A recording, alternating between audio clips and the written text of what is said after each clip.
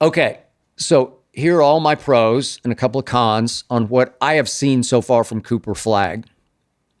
He plays hard. He competes hard every single second of every single game.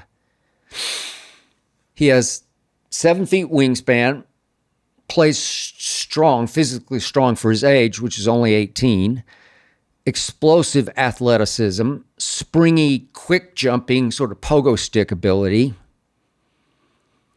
Kid obviously is driven to be great, to dominate, yet he does play unselfishly with high basketball IQ and a gifted eye for finding open teammates with really good passes, maybe not spectacular sort of LeBron-esque, Caitlin-esque passes, but very good, solid, high IQ passes. And by the way, LeBron's saying he'll improve his jump shot over time. Well, look, in ACC games last year, at age 17, Cooper Flagg shot 44% from three. In all of his ACC, that's regular season in the tournament, conference tournament. And for the season at Duke, he shot 84% from the free throw line. So, man, I'm sorry, he's going to be a much better shooter than LeBron has ever been. And Cooper Flagg cares as much about playing defense as he cares about playing offense. He's a game-changing, weak-side, off-ball shot blocker or shot changer, just often swooping in out of nowhere to get fingertips on ball, change shots. Cooper Flagg is very good with his offhand, his left hand, though he's no LeBron in that department because LeBron, of course, was born left-handed and is ambidextrous at the rim. Cooper Flagg, as many of us got to see, just took over and closed the game in that scrimmage in Vegas, remember, against our gold medal, soon-to-be gold medal Team USA. In that scrimmage, he showed no fear, just supreme confidence, even at 17 against LeBron and Steph and KD and company. It was pretty amazing. Gave me chills. But given all that, I must reiterate, I was disappointed in Cooper Flagg late in the Kentucky and Kansas games early in Duke's season last year. Remember, he just played a little out of control on last shot situations. Feet went out from under him twice, but he was still just 17. And then I was disappointed in that season-ending semifinal loss to Houston when he allowed his team to blow what seemed like an insurmountable late lead. Then he came up woefully short on that jumper to win the game. Didn't even have a chance. So, again, maybe it's too early to wonder whether Cooper Flagg has the clutch gene or not, but he definitely has everything else, and he will fit in perfectly with all those veteran Dallas stars LeBron talked about. Now, quick sip, breakfast of champions.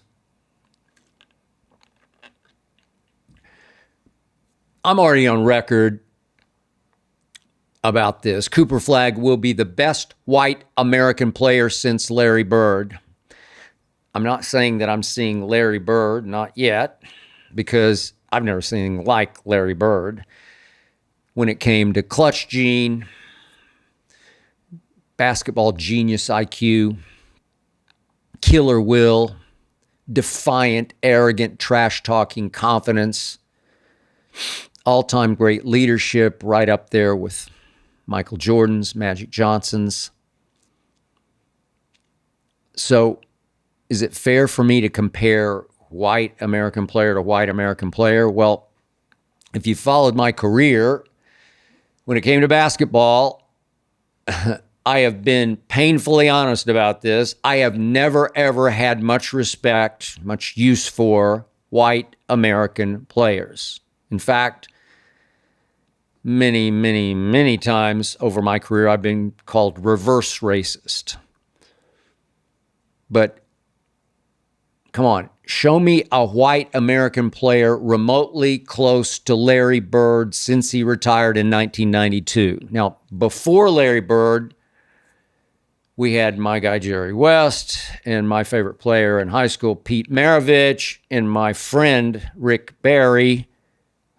Great players. But since then, well, John Stockton was a great little point guard.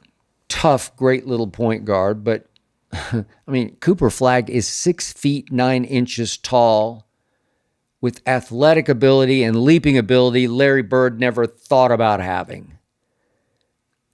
Cooper Flagg is at least going to be in Bird's universe. And how many times over the years did I say publicly, don't take 7-foot white Americans in the lottery, routinely stiffs, routinely busts, who had no shot against the athletic strength, the toughness of black post players. Oh, the flack I took for ripping Myers Leonard before his draft. The kid out of Illinois, the center out of Illinois, and Portland took him 11th overall. Now, Myers Leonard did wind up playing 10 NBA seasons while averaging 6 points and 4 rebounds. But weirdly, he did turn himself into a very good three-point shooter, maybe the first of that wave of stretch fives. He was 39% for his career from three. Eat your heart out, LeBron, on that. But lottery pick as a special, and please stop. But then a couple of years ago, along came Chet Holmgren, and I said, there, a white American 7-footer who can run, who can leap, who can 360 spin, who can make free throws as well as threes. Give me Chet. The Thunder took Chet 2nd overall behind Banchero. And look at Chet now, NBA champion, 18 points, 8 rebounds, 5 blocks in Game 7. Thank you, sir. You will get nothing but better. As I've mentioned before, just to be fair, just to not be reverse racist, there's Chet now dominating in the NBA, and there's Cooper Flagg going number 1 overall, and there's Caitlin Clark vying for MVP. And, well, respect white American basketball players.